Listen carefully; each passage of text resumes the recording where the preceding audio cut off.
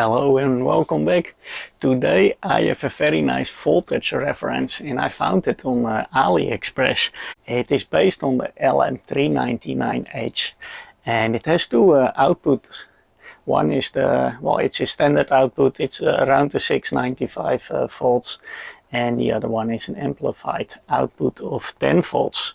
The model number it says here is the YMC-05. And it's pretty cool because you can have it calibrated and non-calibrated. The non-calibrated was around $35 at that time, and the calibrated one was $45. But then it is calibrated against the Keithley 7510, which is a 7.5 digit multimeter. I need to preheat it. I will do that, and then let's have a look what it does. So to my surprise, it was delivered in a nice protective box. Well, it is sensitive equipment. It came in a bag and it already has the calibration sticker on it. And just to be sure we are talking about the same device, they even put the sticker on the back here also. It's powered with a USB-C.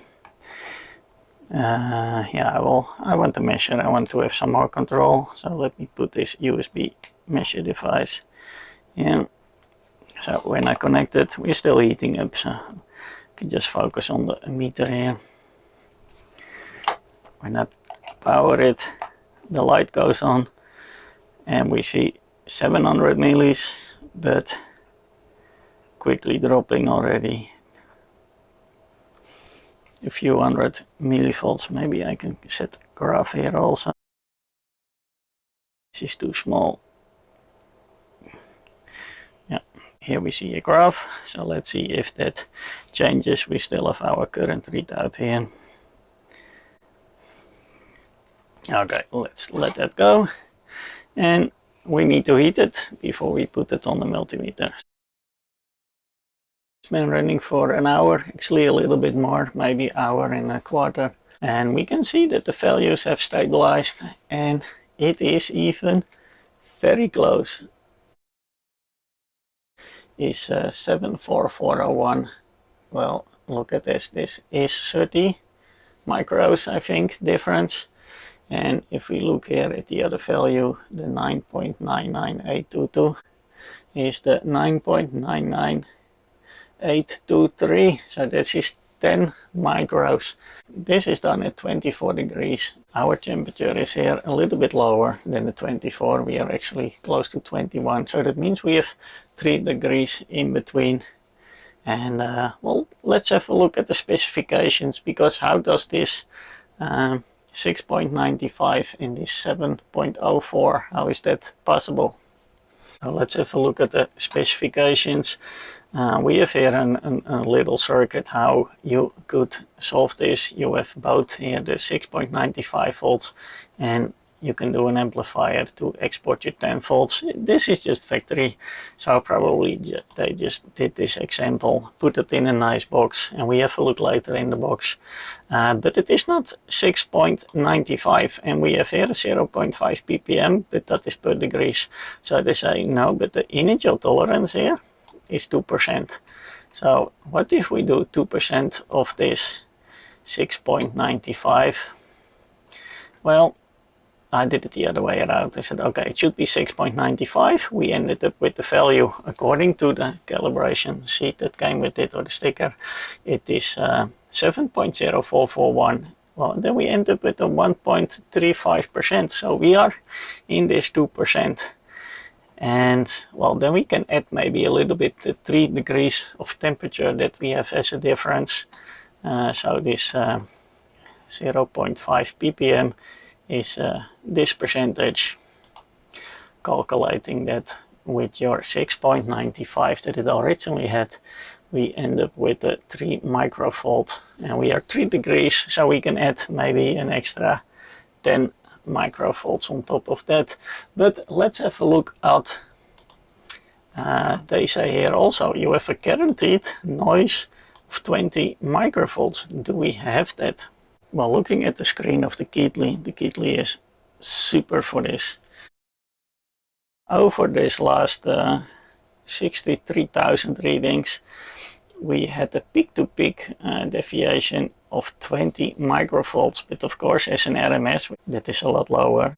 Standard deviation, we have here a 2.905 microvolts, and we were allowed to have 20, so it is well within.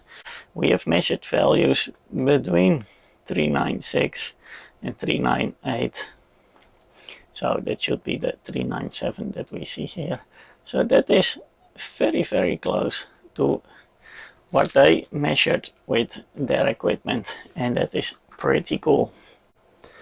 Okay, well, we are now close to 2 hours and it hasn't moved a bit. This one is still 23 and this one is still the 97, and the deviation is still below the 3 microvolts, which is pretty cool. And we are almost to 100,000 readings here. Yeah, this is probably just a flat line here, not much to see. It is just a straight line. Well, we can actually see those slight changes. I'm looking here now at the LBO2, my other favorite calibrator here. That is this one. I set them both to the 10 volt, and now I will be switching over.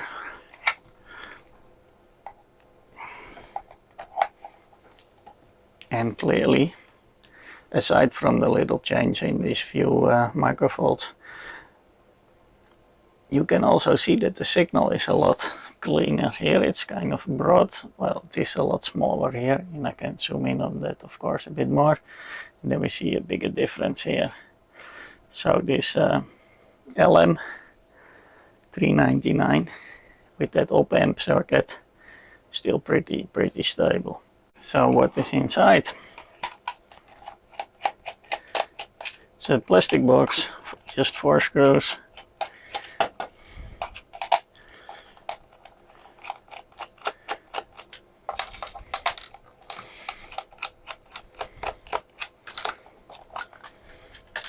Well, they try to shield it a little bit. So what do we have? Well, we have here the 5 volt input. This is probably the step-up converter right there. Then it is filtered. We have some coils here, some caps. Then we go into the 15 volt regulator to power this, and here we have then the op-amp with the circuit to get our 10 volts output, and we have here the LM399H.